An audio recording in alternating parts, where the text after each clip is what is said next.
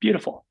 So we're here today with Aydin, CEO of Fellow. I came across Fellow a few months ago now and really loved the product and reached out to Aydin to see in the off chance he'd be willing to speak with us and teach us a little bit about himself and his journey.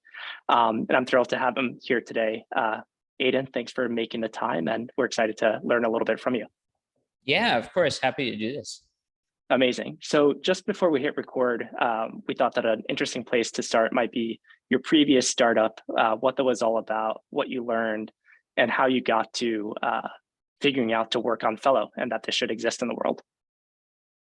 Yeah, I mean, I can try and give you the slightly shorter version, and we can dive in. But I think like the theme that you'll find in all of the companies that I've ever worked on is that my entrepreneurial journey is just like a story of many pivots. As a matter of fact, it's become so like ingrained in the way that I do things. I start things knowing that I will pivot now. Like it's just like this is what I've learned. And so if you were to go back to my last company, it was very interesting. And without like saving you like the full story, because like I think it gets like very long because there were many pivots along the way. But at some point because nobody wakes up, my last company was in the online survey space. We grew it. We started in 2008, right? Great financial crisis.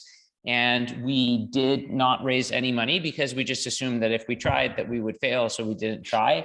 And yeah, we grew the company to just under 100 people and then had a very successful exit to SurveyMonkey. And then we stuck around at SurveyMonkey for a few years and grew with that company before we started Fellow.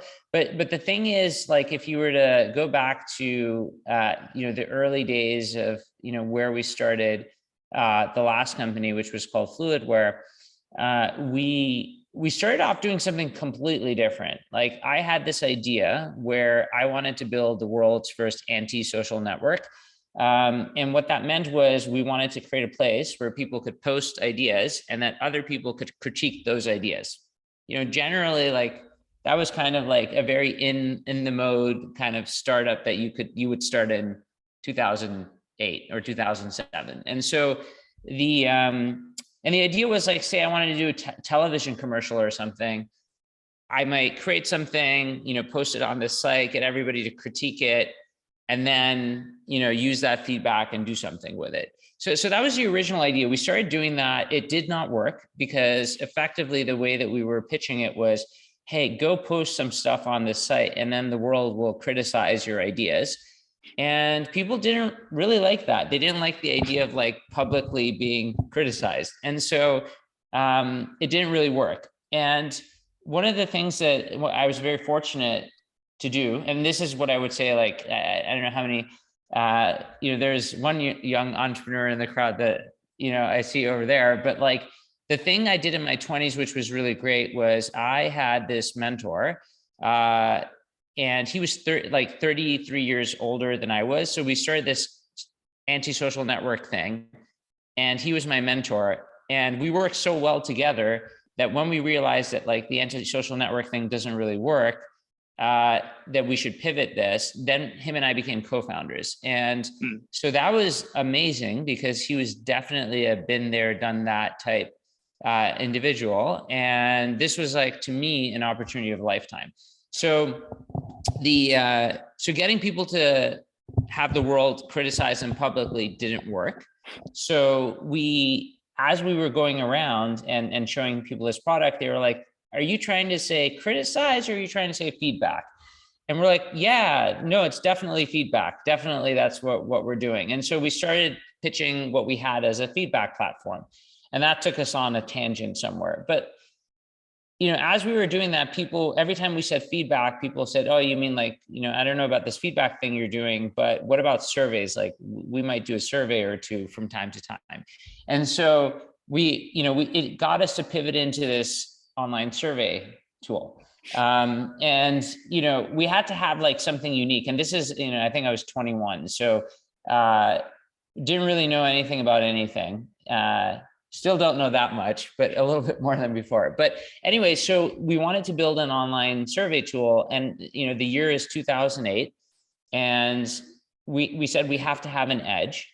but we didn't do so much as go on Google and search for online survey software to see if there was any competitors. Because if we had done that, we would have been discouraged and we would have never started the company. It just wouldn't have happened. Because like if you did that in 2008, there would have been like maybe 15 pages of Google search results of all the different online survey products that existed, with obviously a really big one being SurveyMonkey. But there were many, many others. So it was the most commoditized space you could ever have. And basically every developer, when they first start learning how to code, they might build an online poll as one of the things that they first learn how to do. So super commoditized space. The one thing that we had in the beginning as an idea was, okay, well, if we are going to do an online survey tool, what should we do? And we came up with this idea of like, let's make it a drag and drop interface. And again, in 2008, dragging and dropping anything inside of your browser was kind of impressive.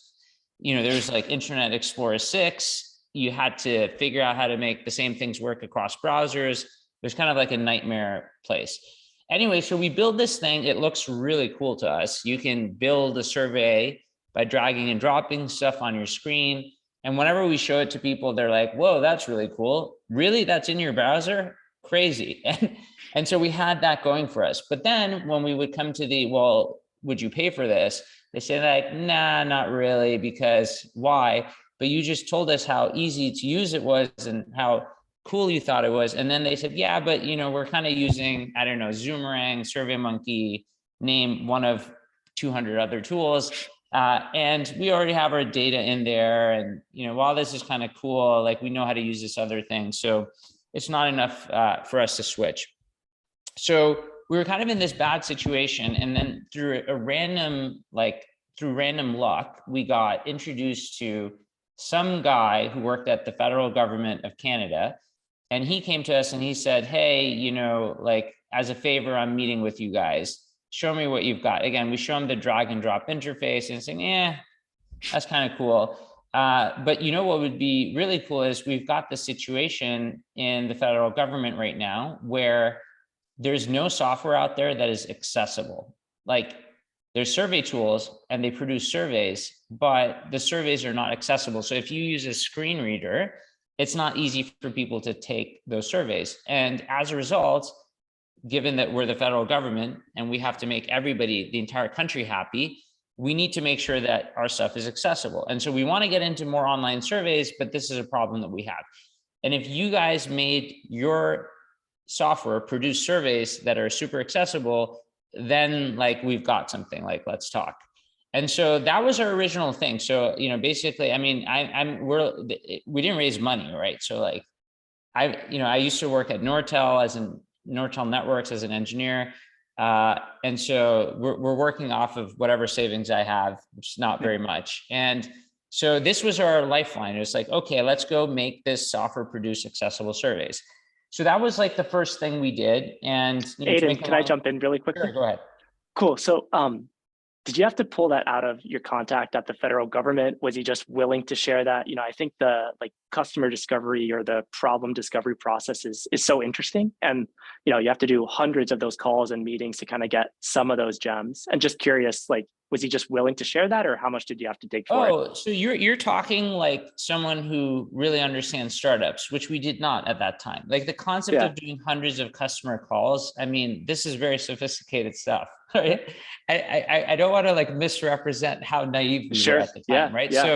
Like, no, it was more, you know, we were working out of a local college, and there was this guy, and he taught a class on public opinion research. And we just happened to, like, it was a very random thing.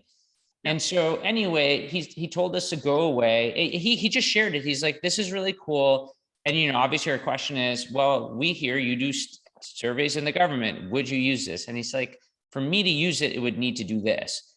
Can you make it do that? And then we said, yes. And so we went away. And then, you know, 2 weeks later, he invites us. He's like, you know, come, like, and we're like, we're done. It's accessible. And so he messages us, and then he says, why don't you come in? And so we go in to see him. And we didn't know how many people were going to be in that meeting, but believe it or not, there was, I think, somewhere between 30 to 40 people. And these 30 to 40 people were all the decision makers, the heads of public opinion research at all the different federal government departments of the government of Canada, which was mind-blowing, right? Like there's no world where you get all the decision makers of each one of the departments in one room. And anyway, so we have to show them this demo, but this is how early this was, because like, surveys, you create them, you deploy them, and then you analyze the results. We kind of only did the creation part. We didn't really focus on the rest. So I had to basically show a demo that took so long on the creation side, so we didn't have time to show the other two pieces. So at the end, they asked us about the other two, and we didn't say we had it, but all I said was like, if you like this, you're gonna love it when you see the rest. So that's kind of how that happened. And at the end, they asked us about pricing, and like nobody had thought about pricing. But what they asked us this question, which was like, okay, well, is it under $25,000? Because that's like, you need more approval if it's more than that. And we were like, wow, that's more money than we would have ever imagined selling anything for. Yeah. So anyway, all that to say is like we were on a. Also, sorry, go ahead. Real quick, if I can jump in, how many people is we at this point? Is it just you and your co-founder, or have you guys grown the team? Yeah, so it's me full time. My co-founder, his name is Ali Fati. He was he was previously exited entrepreneur. But he had an incubator that he created. So I was at that point, probably just like a client of the incubator. But then what happened is our company started to grow so much that I was like, Ellie, how about you ditch all the other people and like join me, and we'll be co-founders, and we'll be co-CEOs. And so that's what ended up happening. And then the developers, again, like we're so scrappy, was my brother and another co-founder that we have, and they were full-time students at McGill. So the way that we were building the software was like, I was working during the day, and on weekends I would go drive to Montreal, which is like close by city, 2 hours away. And like, we'd literally work, I don't know, 48 hours in a row type thing. And then like they would go back. So this was like really scrappy, right? Like as scrappy as you can get. I would never go back and do stuff like that. I don't think I have the tolerance to put myself through that. But it was, yeah, that's kind of how it was.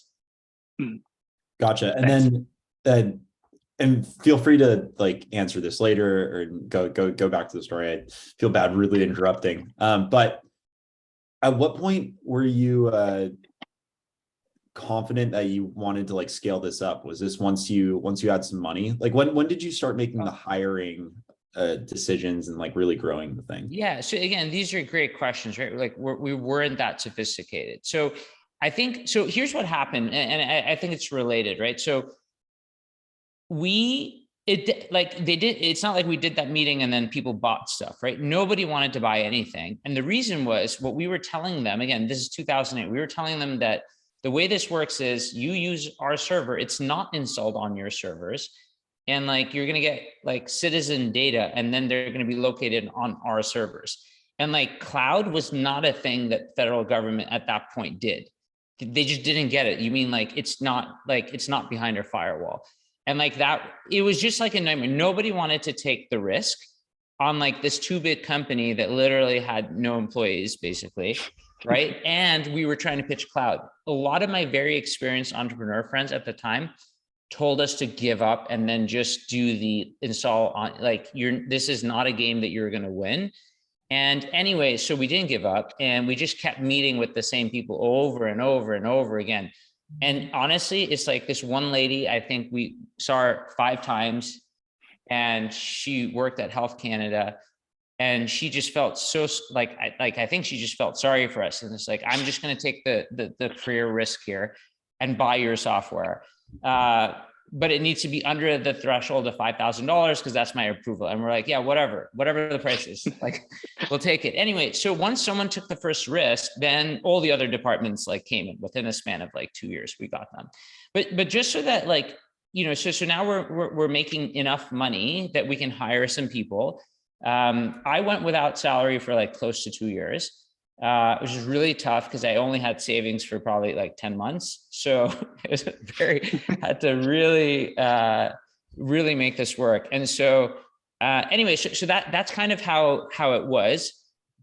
But like this was not a big market, right? So at that point, we were a federal government survey tool.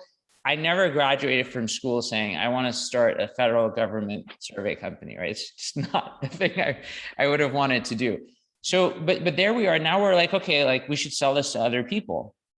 And so this is funny, right? Again, I was mentioning I grew up in the US, living in Canada. And at the time, again, in 2008, 2009, there was the US Patriot Act. And so what that said was that basically, in theory, the government could access data stored on US servers. This was just like a thing. And at that time, countries everywhere, including Canada, were saying that, oh, we prefer to have the data hosted in our own country. So things like that don't happen. And this is just like a thing. Even today, when you work with a lot of European countries or different sort of countries, like data sovereignty is an important topic. So at the time, this was all new. And we happened to have the one server that we owned at that time that was, I think, like, happened to be located in Canada. And when we found out that this was an advantage, like that it started phase 2 of the company. So we went from so we basically said, well, who cares about this? And it turned out anyone who's publicly funded, nonprofits, colleges, universities, municipal governments, provincial governments in Canada cared about this. So all we had to do was find all the websites that had a link to a survey company that was not Canadian at the time. And we just found their emails. And then I went on a spam campaign and or a scare campaign to basically say, hey, did you know that you should really use servers that are hosted in Canada? And so this was the next stage. So I think we went from federal government survey tool to a Canadian survey tool. None of which are very broad ambitions, let's take over the world or anything. But here's what happened, right? So as we're doing this stuff, and by the way, it kind of sucks for people to only use your product because of technicalities or because of regulation, right? You want people to say, hey, your product is so great. But that's what we did, right? That's what we had to do because we're not funded. We just had to make stuff work. And so so at this point, from a revenue level, I think we were year one, maybe 18,000 ARR, year 2, 125, year 3, probably 500,000 ARR. And so at that 500,000 level, and again, this is, 2008, 2009, this is a long time ago. So anyway, so at that point, now we're hiring more people. Again, it was an interesting time because it was 2008, 2009. It's not like today where everybody was fighting for talent and you would hire anyone, that had a pulse type thing. It was at that time there was a lot of availability because there actually weren't that many jobs, right? Especially for new grads. So we were very, very lucky that environment allowed us to hire amazing people. And so at a low cost because we were a startup and we weren't funded. And so we got amazing people working at the company and it didn't, and we could make it work with the budget that we had with the limited revenue that we had. So that was but here's what happened, right? So we started hiring these people and, the company had 500K in ARR. But the main thing was we now were making the product really good, to the point that we could now say that, hey, everybody, if you use us or you use SurveyMonkey, you will like us more. But the problem that we had was that it was really, really hard to compete with SurveyMonkey or Zoomerang or basically those sorts of companies because they just had the brand. And what would happen is, someone would say Randy would say, I want to use survey software. And John would then say, oh, you should use SurveyMonkey, and Randy wouldn't even search because that's how strong the brand was. And so at some point we're just starting to realize that you can't out SurveyMonkey. No matter how great we make this product, even if it's better, like they have such a strong brand moat, and this has been around for so long. This is really challenging. And then one day what happened is we got this, the 800 number was my cell phone number. And so I picked up the phone and someone said, like, will you, like, I want to use your software, but what I want to do is I want to make it so that instead of them going to fluidsurveys.com, they go to, mydomain.com/something. And I said, yeah, we could do that for you, but it'll cost you, $2,000. And he's like, oh, okay, yeah, I'll do that. And I was shocked. I was like, wow, really? I expected to say no to this. And so he said yes. And then like that afternoon, I created a landing page called White Label Surveys. And because nobody else had that, we were like ranked #1 for that term, like in a few days. And so what that did was it started us talking to a different type of customer. So this is where we got a little bit more sophisticated. We're like, who are you people? And like, why do you want such things?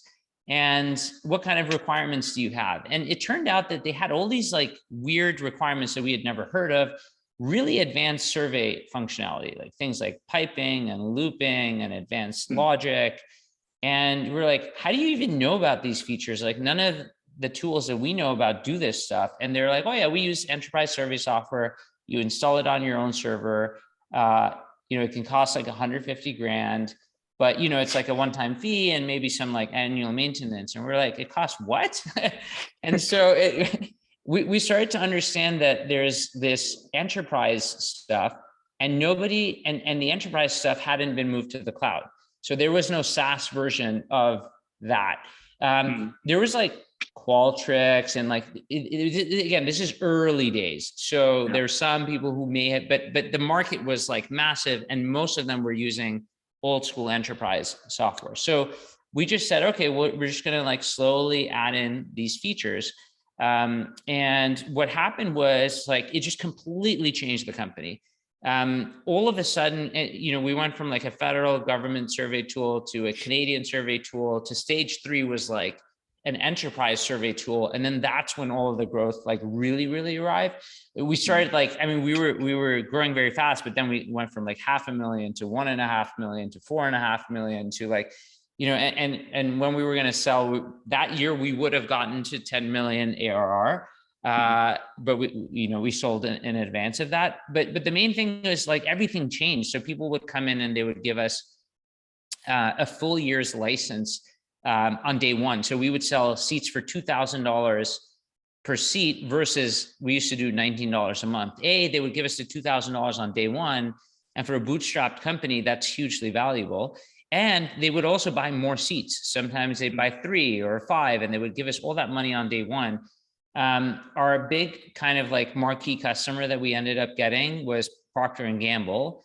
And they ended up buying, at the tail end, 5,000 seats, something like that, just like mind blowing, right? So this is kind of where we went, everything from like Gillette to CoverGirl, all like market research, like we were like the company. And so what happened was we had never raised money. And so we just got to a point where, the company was getting bigger and we thought, hey, like maybe at that time, the concept of a secondary was novel.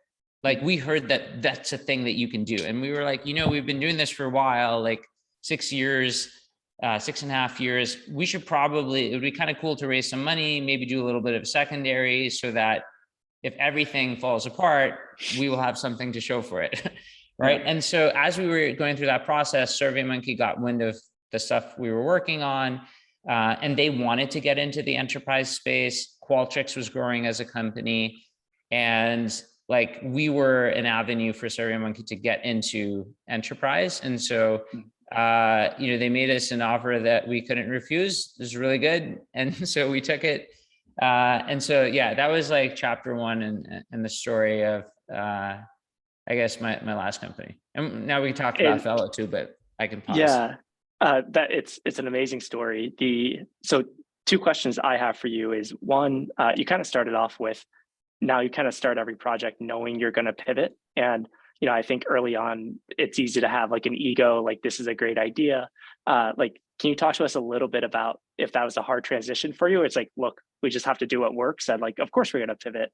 So Oh, let me start there, and we can yeah, go it forward. was not like I'm telling this like a story where we're like, oh, we did this, then we did Yeah, of that, and then course. we did Yeah, that. It was so yeah, obvious. We just followed the connect the dots. No, it wasn't yeah, like that. I mean, even going from like, when I say like we're really good in Canada, but we were getting customers all over. Like people were just signing up. I think even before we became an enterprise tool, we probably had customers in like 50 countries. But it was like $19 a month. So it doesn't, like it doesn't really add up to very much. And so even at that time, when we had to make the switch of like, we're going to be an enterprise software company, it was really hard because, part of me as a 20-something-year-old was like, no, I want to be like that brand that everybody recognizes. I want to be the SurveyMonkey. I don't want to be like some enterprise survey, like overpriced tool selling for large companies and being all corporate. And like, it's just like personality wise, I was like, that's not sexy. We shouldn't do that. And then eventually I clued in that what's really sexy is making a lot of money. That's the whole point of the business. And so, I told that part of my brain to get lost eventually, but it was not like it was not like an overnight thing. At some point it started becoming obvious. Like, I'd like to tell you that, like, I looked at the data and we made a very bold decision. No, we did, we added one advanced feature. And then like we hired a salesperson who would take phone calls and then they closed like a $10,000 deal. And we said, how'd you do that? Well, it's that one feature. Like, wow, that one feature really does make a difference. And then they were like, what else do they want? And like, it just like, it became so obvious. It was hard to deny that we shouldn't like change the focus of the company. But yeah, when you recite it after the fact, it sounds like it was it was painful. There was a lot of yelling going on and, lots of arguments over what direction we should go. But, ultimately, the decision, became obvious. Yeah, no, it's super helpful. So if we kind of segue into Fellow, one question I have, like bootstrapped, super gritty with Fluidware, and you've raised a decent like chunk of change for Fellow. How did you think about that as you were starting something new and like that transition from one to the other?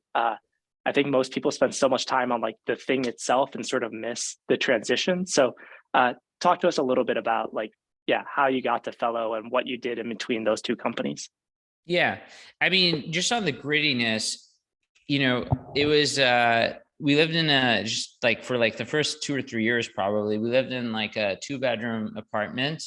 And when I say we, it's my two co-founders, not Ellie, not the seasoned experience. He had a good thing going for himself, but like my other there was 4 of us in total. So my other 2 co-founders and I would live in this 2-bedroom apartment, and I also had a roommate. So like we would take turns on like who would sleep on the bed. So it was very scrappy.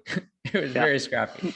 But yeah, so, coming out of that, obviously we were spoiled, we had a really good exit and we started like, we learned what it was like, in a larger company. By the way, I think that the SurveyMonkey experience was extremely valuable, extremely.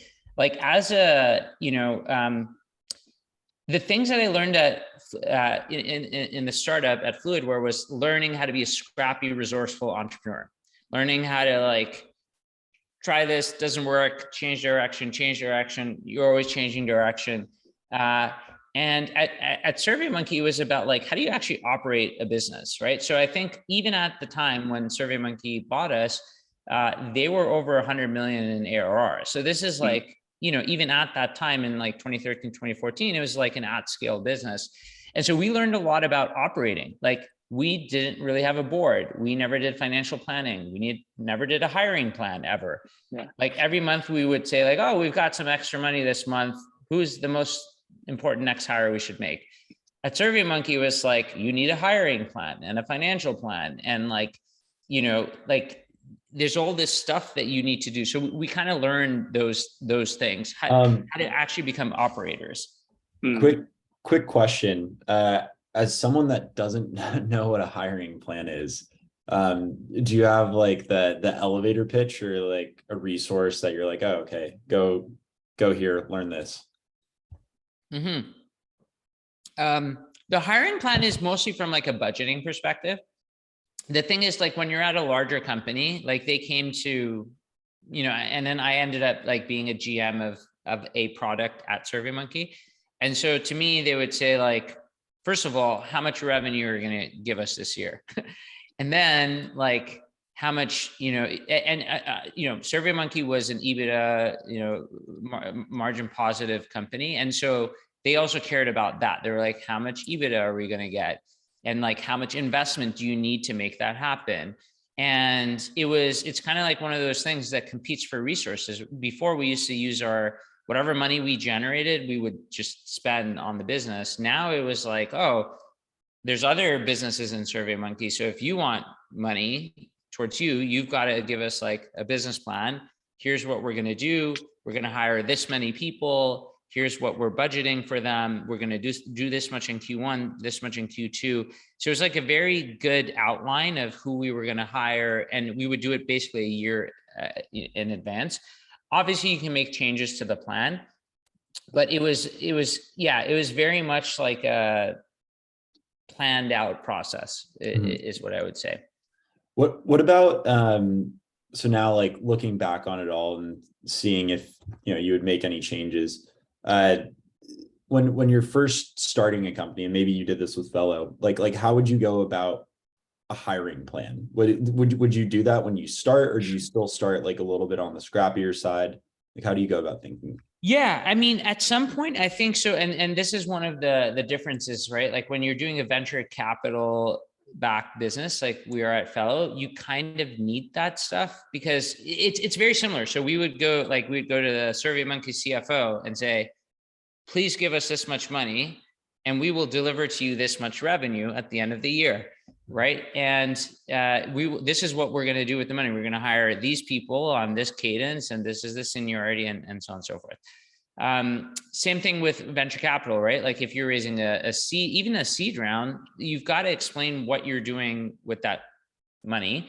And even at a Series A stage, like when we raised our Series A, I had to tell people exactly how many we were going to hire, in what cadence, what the revenue was going to be each year. So yeah, I mean, a lot of the planning, I think, that we got exposed to at SurveyMonkey was really useful in actually creating plans for Fellow. Thanks. Yeah, so the in-between stage was really interesting, right? Like this is kind of and by the way, this is not just me. Since then, I now have many friends who have sold companies, and I get to talk to them a lot. And this is a common thing. So you build a company for a lot of years, and then when you sell it, you think it's a very happy event, and it is. Like I describe it as like one day of euphoria and then 6 months of like being depressed. And the reason is, it's just like every day you wake up, there's like one thing that matters. Again, I was young, no kids, didn't really have anything but the company. Like everything was the company. I was the company. Like, so if your identity is a company and then you sell the company, what do you have? Like, it's exercise. Like, who am I? What do I do? Like, it's just, you just get into this like really weird state, and you've got to just sort yourself out, basically, is what it comes down to. So that was an interesting time. But before I continue, Randy, you had a question? Oh, well, thanks. Thanks for coming on. This is fascinating, Aydin. I'm really extremely curious, because it seems very unconventional for you to say that, we didn't want to look and see who was out there as far as competitors, because otherwise we wouldn't have done it. So would that be your typical advice? I'm so glad you asked that question, because so here's the funny thing. Okay. So we didn't look up anybody else at that time because we didn't know better. I was like, okay, like, yeah, I think there's something called SurveyMonkey, but people want surveys, and like the people we're talking to are doing paper surveys. And so they're kind of telling us if you built a survey product, we would use it. Really, like, we didn't, like, it's so naive not to look up. Like, it's a Google search, it takes 2 seconds. Like, why would you not do it? It was just like, all I can tell you is we were very naive. Now, here's the interesting thing. So we sell the company. I know that at some point I'm like, okay, I need to do, it's very different. Like once you, I really enjoyed my time at SurveyMonkey, but I knew that like we had to do it again, right? I was 29 when we sold the last company. I didn't feel like that, I wanted, like, there was more to come. So I knew I wanted to do something else. And so but this is the hard part. Okay. So 21-year-old naive doesn't so much as like look up competitors. Like it's crazy. Then, and by the way, this is 2008. So there isn't like startup school and incubators and all this stuff that like the startup knowledge isn't super accessible in the same way that it is today. And it's also not cool to be an entrepreneur back then either. Like, or at least not as much as maybe in the Bay Area it is, but like outside of the Bay Area, it's not. And so anyway, when I left, so it was like, okay, what do we start next? And so originally I was like, I've got 2 years at SurveyMonkey. During these 2 years, I'm going to come up with a brilliant idea and then I'm going to do that thing. And it's going to be very obvious. 2 years pass, nothing useful. Like there's ideas, but now I know some things. And so very quickly I can point out why that's a terrible idea. And if I can't do it, my other co-founders can. So everything we look at, it's a bad idea for some reason or another. So then I was like, okay, the only way that I'm going to come up with the next idea is by leaving SurveyMonkey. That's the problem. Every day I go and I'm occupied. That's why the ideas just aren't coming. So, I decided to leave SurveyMonkey, and, like 2 months pass and it's just like nothing. Like it's just, there's no ideas, nothing. I mean, there are things, but like we look into it and then, we do research, we look at the competitors, and there's inevitably someone doing something. There's like almost no new ideas. So we do a lot of research. So we made up for not doing research last time. We do too much research. And so what happened was I gave myself a deadline. I was like, you know what? Like I started talking to a bunch of people, and I remember being at this dinner. I don't know if you guys have heard of FreshBooks, the company. And so I was at dinner with the CEO of FreshBooks, who's also the founder. And I was telling him my dilemma. I'm like, Mike, I keep coming up with stuff and like, we never do anything because we do research and everything seems like a bad idea. Like, I feel like now that I've seen what a startup actually is, I know too much. And like, now it's preventing me from, I'm not naive enough anymore. And so he said, that's your problem. And I'm like, what do you mean? He's like, stop researching. So he told me to like, okay, you can do a cursory glance and make sure there isn't like $1 billion unicorn in there. But like, as long as there isn't, like, you're assuming that just because there's something out there that they're going to have perfect execution and they're going to like nail it. Like, stop doing, just because something exists. I mean, startups pivot all the time. Maybe all the companies that exist, by the time that you have a product, they're all going to pivot into something else. So he told me to like tone it down. And then what was interesting was I started like meeting with a lot of people. And like inevitably, like most of the people I would talk to would say, oh yeah, I started this and then we changed it to this. And it seemed like everybody I was talking to had done a pivot, or two or three.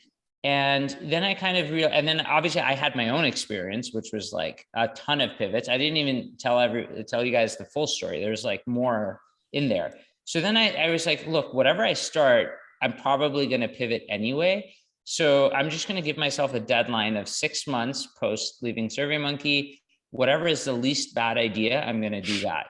And it doesn't really matter because I'm going to pivot anyway. But when you actually start something, that's when you get into it. That's when you get the beautiful rejection that's always still very painful.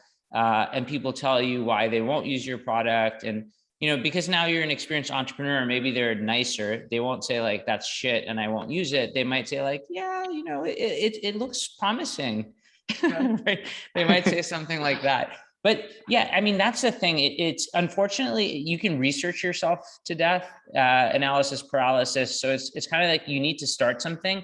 And when you actually get into it, that's when you really figure out what you should be working on. And, what's interesting about that is like, that's what Fellow effectively became. So the original idea behind Fellow was, I had, some friends at Shopify. And they, I was like, what problem do you guys not want to solve yourselves? Like what? And then at the time it was, they really wanted to solve the feedback problem. Like they wanted to make sure that employees exchange feedback and it was fun to do. And like it happened. And they had, at that time tried a bunch of tools and none of them were really great. And they said like, well, why don't you go do this? So, I went back, and this is what I've done with every product I've ever worked on launching. Just like create design files, just mock-ups, they're not real software, and then just show it like to the end user, would you use this, right? And so they agreed that like whatever we built, they would try. So anyway, we built like the first version of Fellow, which was a peer-to-peer feedback tool in Slack, and it like completely failed. Like it was horrible. Like, they agreed to try it, and I think they got like 10 people in the company to install the bot, and I think a lot of them just uninstalled it because it was too spammy. And yeah, it was not a good first try, but we said, and they're like, we did our part, like we tried it, goodbye. I said, no, please don't kick us out yet. So we just like kept iterating. And so now we started to do some customer research, and we said, okay, so why did you uninstall this tool? And then, an individual contributor might say, oh, because like my manager doesn't use it. We're like, oh, managers are really influential. Okay, manager, like, why did you stop using it? And they're like, this feedback thing is kind of cool, but like, it's not a thing that, we want to do on a daily basis, as an example. And then, so as we start digging into that persona, we learned that, managers care about a bunch of things. And so we started building a bunch of those things. But as part of that, we also realized like, we don't want to be a Slack only tool. Because what happens is if you work at Shopify with thousands of people, Slack is a very noisy place. So it's kind of hard to do things that take a long time because you'll get distracted. Like you're writing some feedback and you want to be thoughtful, and mid-sentence you get another message and then you forget what you were doing. So anyway, all this to say is we really started focusing on managers and understanding their needs. And as we did that, we started building out a lot of functionality around managers, and that was really good. Like the first version of Fellow that we launched, if you kind of go back in time, it was we called it a manager's copilot. And what ended up happening though is we kind of had I would say our Instagram moment. So we had built all these different things. And the one thing that people were using the most in the product was all the stuff that we had built around meetings. Managers do a lot of things. The thing that worked the best, maybe we designed it the best, whatever the case may be, that was what was really working. And we kind of made the decision that, hey, we really need to double down on one thing and like really make it work. It's meetings. Like, let's like really get that part right. And then in 2021, we pivoted and called ourselves, we went from being like a manager's copilot to being a meeting productivity and team management platform, but with an emphasis on meeting productivity. And I mean, a lot of things happened that kind of enabled that, right? Like the pandemic was very useful for driving that because of the whole remote paradigm. One of the things that Fellow requires is that you use a computer, because obviously it's software. And the problem was before, all the meetings were happening, in person. And so what would end up happening is like, we would basically say, hey, you need a laptop for this meeting. And like people would do it. People would come to meetings with laptops, but not everyone. Some people forbid it. They would literally say no devices in this meeting room. And, the pandemic happened and every meeting started to be on a device. And so that was like a great enabler for us to really drive the growth of the company. But all that to say is like, even for Fellow, like there's been 3 pivots. And I say so far because, I expect that over the course of time, we keep like reorienting to find the most perfect, growth lever so that So yeah, I still see us evolving as a company, but what I would say is like we started as a peer-to-peer feedback tool in Slack. We became a manager's co-pilot, and now we're a meeting productivity platform. And so this is kind of like, the phases of growth so far. And we are, we launched Fellow version 1 in September 2019, right? 3 years since launch, and like, we've come a long way. But even in these few years, like there's been like, we're on our third, I guess like formation of the company, or like, just again, these weren't like major pivots in Fellow's case, but they were definitely reorienting, and some of them remarketing, refocus. And so that's just like a way that like I know that I'm going to do things going forward, is like, this is just what's involved. Aydin, so small pivot or large, it's hard. Change is typically hard. Maybe easier if it's like you and a few co-founders and the data is pretty obvious, but Fellow's a larger company now. When you do that, how hard is it to reorient people towards a little bit of a different North Star? How do you go about communicating that? Just any insight on that process would be fun to hear your perspective on.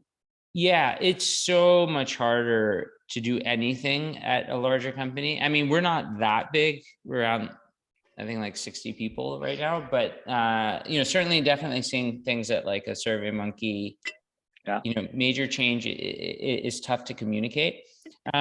What I would say is like the most useful tool for us to communicate change is writing.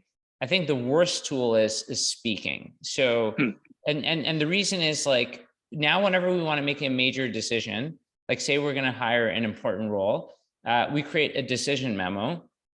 We write all of our reasoning behind that, and then we get all the key stakeholders to comment on that memo, and then make it better, make it bulletproof, and then we have a decision memo. So then we announce to the company, hey, this is what we're doing.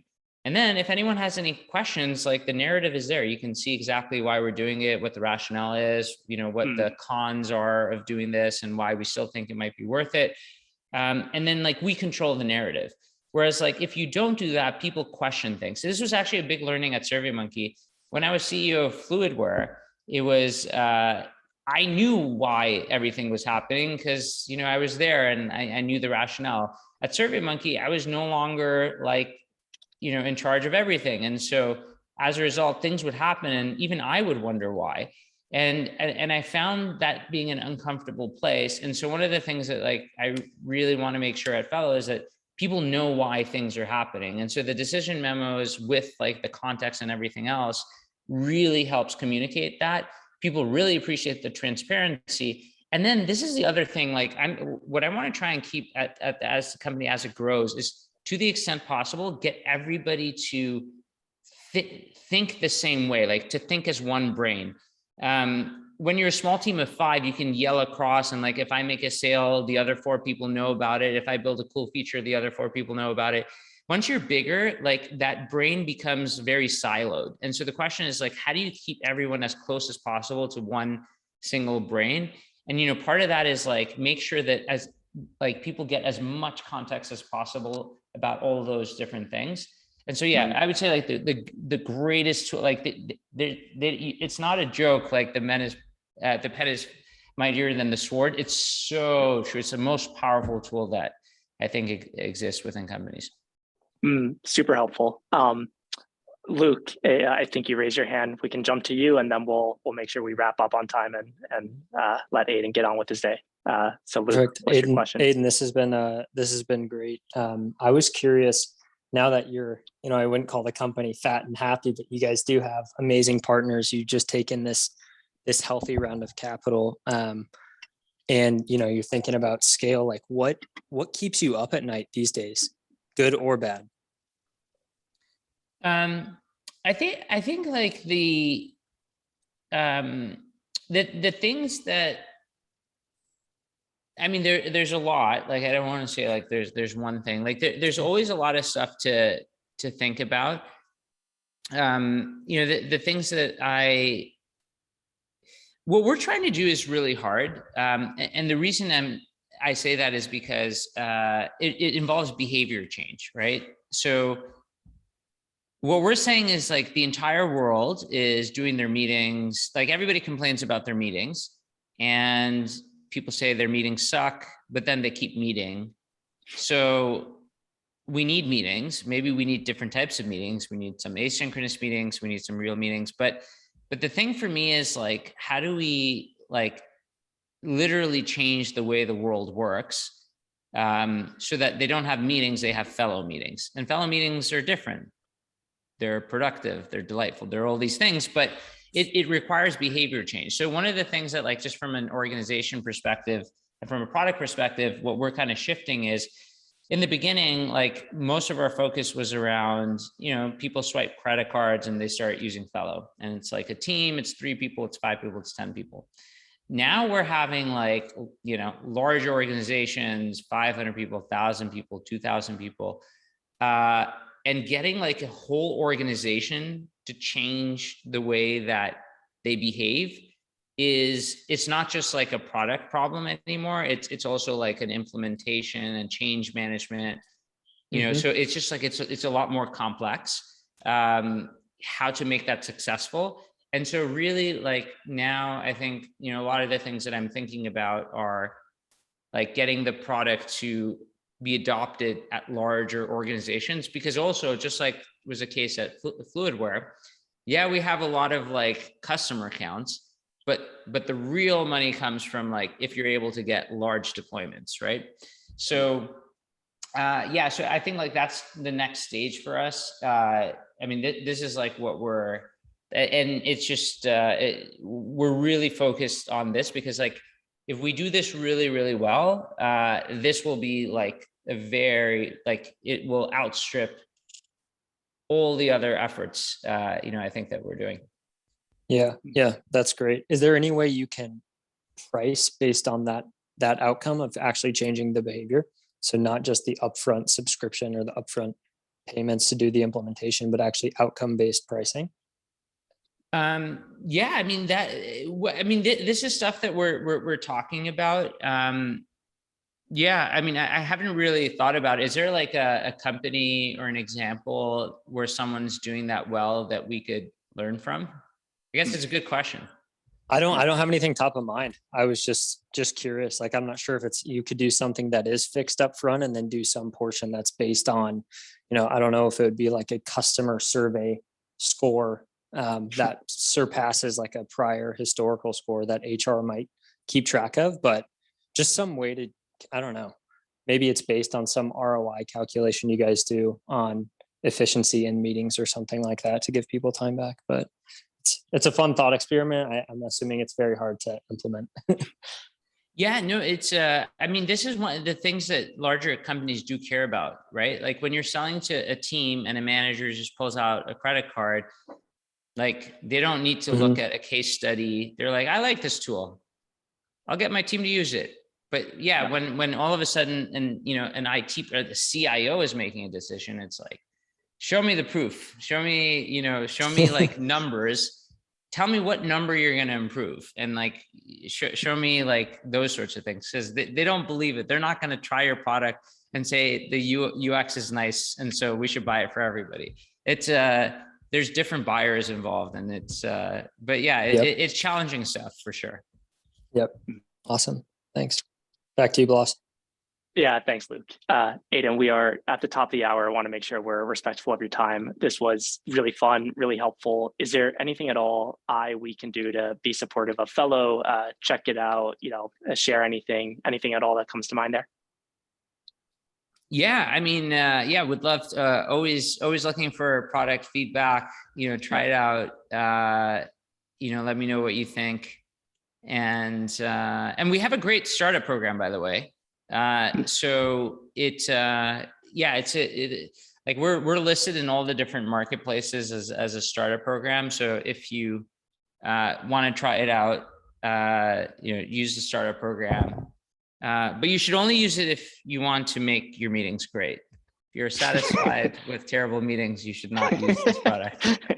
Getting to know quickly. Aydin, thank you again. Your time is valuable. Your insights are great. Really appreciate you spending time with us today. Cool. Awesome. Well, thanks Thank you, everyone. Aydin. Great to Fascinating. meet you all. Thank you. Thanks Thanks. everyone. Bye.